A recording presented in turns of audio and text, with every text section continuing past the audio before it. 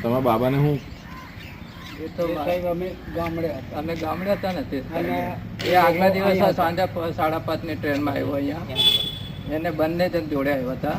ત્યાંથી મેં એમને ભાડાને બી પૈસા આપીને મારા છોકરાને ને એ લોકોને ત્યાંથી ટ્રેનમાં બેહાડ્યા અને આમ ખુશીથી આવ્યા. ત્યાં એમને ઘરે બધું કામ પતાવી આપીને આવ્યા અને સવારે નોકરી તેમ કરીને અહીંયા આવતા રહ્યા સવારે. એટલે પછી આવ્યા પછી હવે એને નોકરી પર આવ્યો હતો અહીંયા સાહેબને ઓફિસ પર અને 2:20 મારી પર ફોન આવ્યો કે પપ્પા રેખા ના પાડે છે લગ્ન કરવાની અને હવે આપણે એમની જોડે લગ્ન કેવી રીતના કરવાના.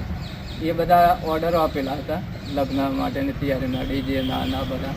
તો કે એટલું કેન્સલ કરાવી દીધો ને રેખાને ફોન કરી દીધો. એટલે રેખાને મેં તૈયારી ફોન કર્યો 2-3 વાર કર્યો તો રેખાએ મારો ફોન જ નહીં ઉપાડ્યો સર. પછી તમને શું મેસેજ આવ્યો? પછી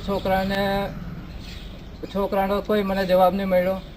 4 વાગ્યા 4 ને 4:15 રેખાએ મને જણાવ્યું પછી કે પપ્પા સચિન ઊંઘતેલા તેવા જાગતા નહીં કે એ હું થયું ને ખબર નહીં કે મેં જગાડું પણ જાગતો જ નહીં એવું કીધું અને તમે જલ્દી આવો આટલું જ મને કીધું.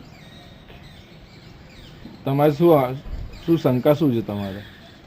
મારે તો શંકા છે ચોક્કસ એને દગો કર્યો જ છે.